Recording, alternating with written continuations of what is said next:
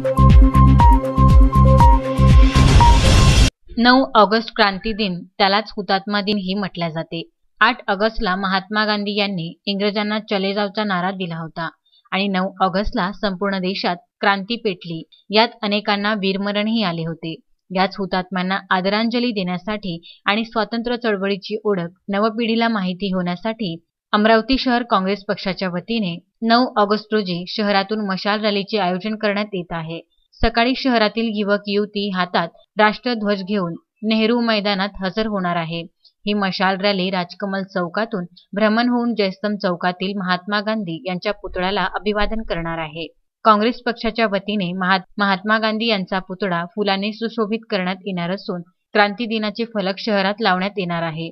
यासोबतच देशाच्या स्वातंत्र्य लढ्यात काँग्रेस पक्षाचे योगदान या विषयावर निबंध स्पर्धेचे सुद्धा आयोजन करण्यात आले आहे।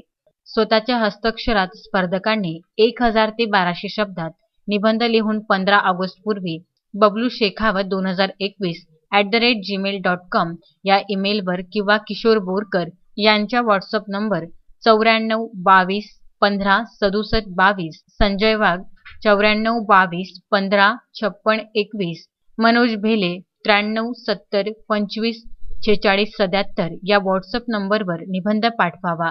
निवडक निबंधांना प्रथम बक्षीस 11,000, द्वितीय 7,000 तर तृतीय 5,000 रुपयांचे रोख बक्षीस देण्यात येणार आहे, अशी माहिती पत्रकार परिषदेत देण्यात आली। पत्रकार परिषदेला अमरावती शहर काँग्रेस अध्यक्ष बबलू शेखावत, महाराष्ट्र दिव्यांग सेल काँग्रेसचे अध्यक्ष किशोर बोरकर, माजी महापौर विलास इंगोले, संजय वाघ, मनोज भेले सह अनेक काँग्रेस पदाधिकारी उपस्थित होते। स्वातंत्र्याची चळवळ जनतेपर्यंत पोहोचावी, नवीन पिढीला त्याचं ज्ञान व्हावं, यासाठी एक निबंध स्पर्धा देखील आयोजित करण्यात आली आहे।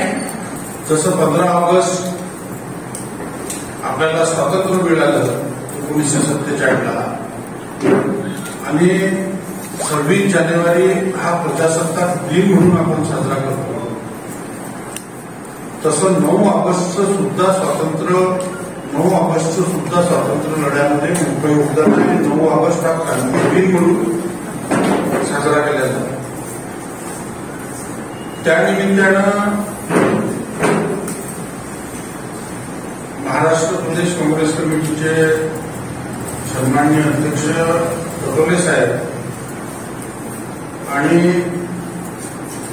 या जिल्ह्याचे माजी पालकमंत्री आदरणीय सुनील भाऊ देशमुख यांच्या प्रेरणेतून, संकल्पनेतून 9 ऑगस्ट क्रांती दिन हा मोठ्या प्रमाणात साजरा झाला पाहिजे आणि देशाच्या स्वातंत्र्यामध्ये काँग्रेस पक्षाच्या थोर नेत्यांचं किती मोठं योगदान होतं हे जनतेला माहीत झालं पाहिजे, नव्या पिढीला माहीत झालं पाहिजे।